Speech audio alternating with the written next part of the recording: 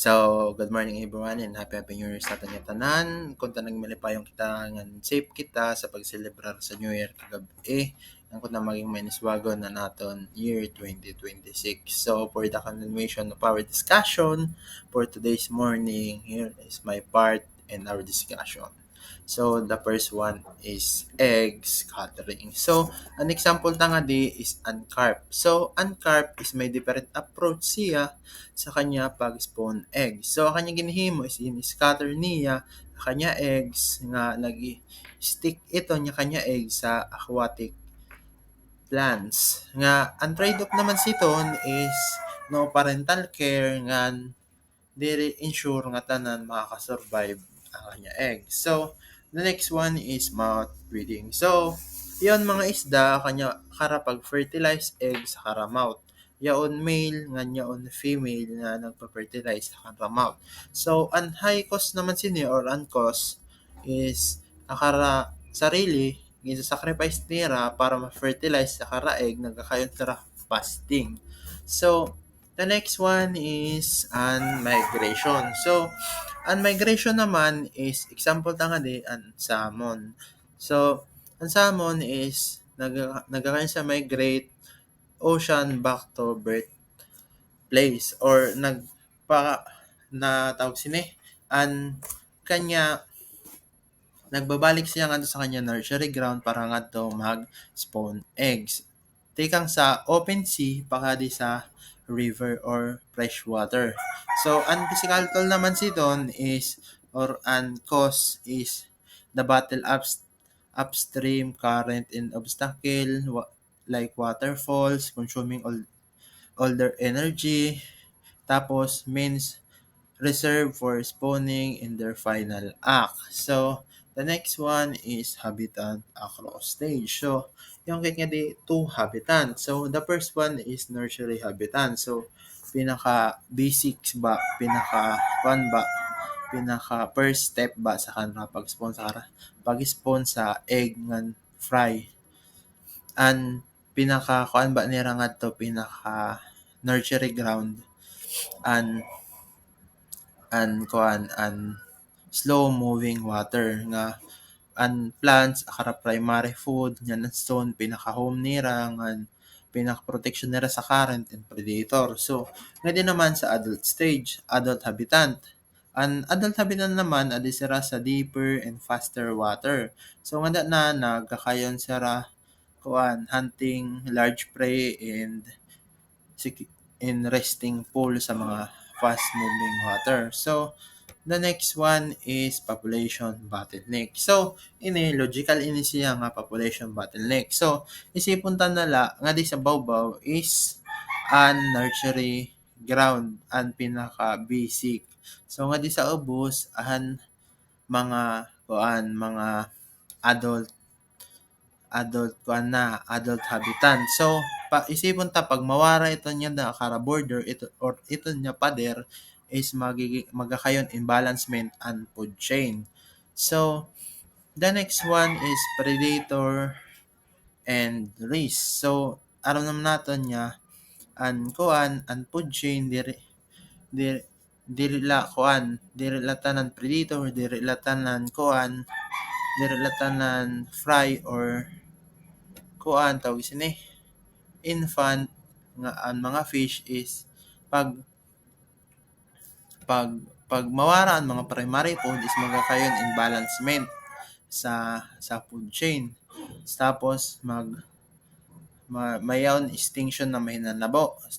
Iton ang predator and risk. Tapos ang sunod naman is diet change through life. So ang mga fish is pag adi na sira sa tipadag na sira yaw na nagaiba na kara diet. So ang first one is infancy akara pagkaon is microscopic plankton, algae, tas pag-abot naman sa youth, aquatic insect, incrustation. Tas pag na sa adult, akara naman yung consume nga food is an large prey and other fish. So, adina kit sa growth rate and maturity. So an mayong kit nga di duha, the fast lane and the long game. So sa fast lane an example ta nga di an Gobi. So ang kanya maturity rate is 1 year, ang kanya lifespan is 2 to 3 years.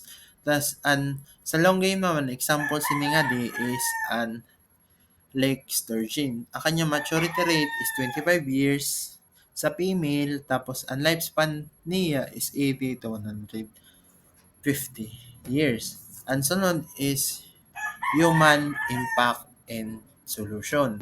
So, nga din naman sa human impact and solution, our action have consequence, dams, block migration, and population degrades habitat, but we can fix this fish ladder like this one is reconnected rivers, allowing fish to complete their life cycle despite human infrastructure.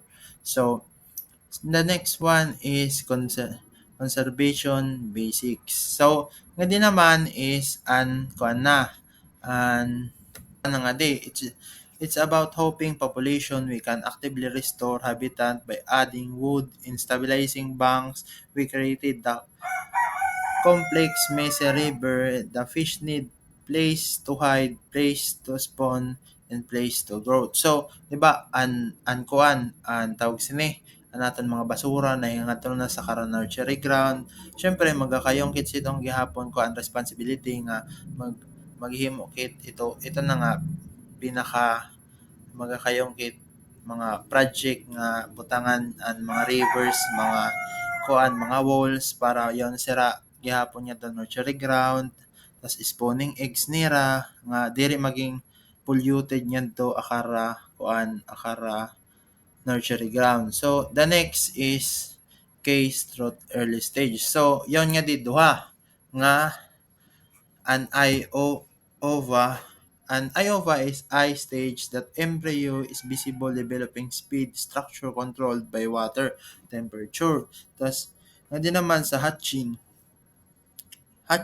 into aliveness, there remains the gravel in colder water for 4 Celsius process from egg to fry take over 3 months. So the next one is case bluegill lake life. So yan nga diduha. The bluegill is a common lake resident. Males are distinguishable by their dark ear flap and breeding color. Tapos nga din naman sa colonial nesting is the nest in colonial in shallow water, safety in number of all male to collectively defined against predator.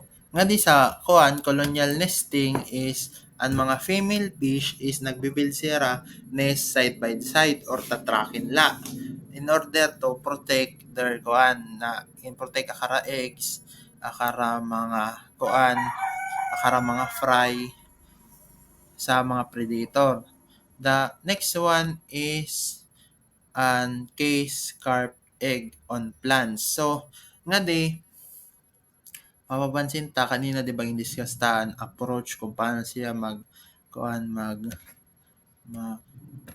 mag-spawn sa kanyang mga eggs. Tas nga din naman ang kanya strategy kung ano nga the broadcaster, the carp trust in shallow weed ways to scatter throw of eggs. Tas adhesive eggs. So, ito na kanina akin sugan niya, di ba, ang kanya eggs na, ang carp is scatter niya kanya egg, tas nagpupulot niya sa mga aquatic plants. Yun ito siya, sticky, adhesive, kanya mga eggs, tas sa na pulot sa vegetation. Tas, ang next one naman is an case chiseled mouth breathing. So, mapapansin ta nga di, kanya Joe, di ba? Kanya Joe nga di, mali.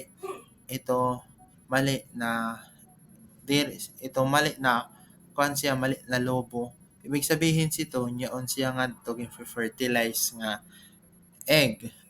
Tapos, ang next one naman is review stage vocabulary. So, nga di ba, tikang kan parenthesis kuan, iton an from egg, fry, pakadi sa adult stage level by level,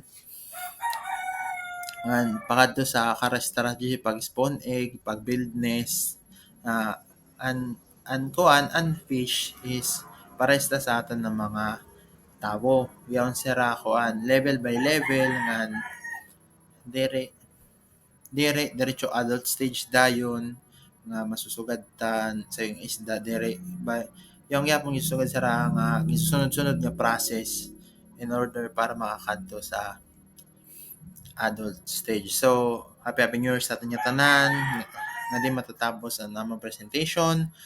Thank you for your listening and happy New Year.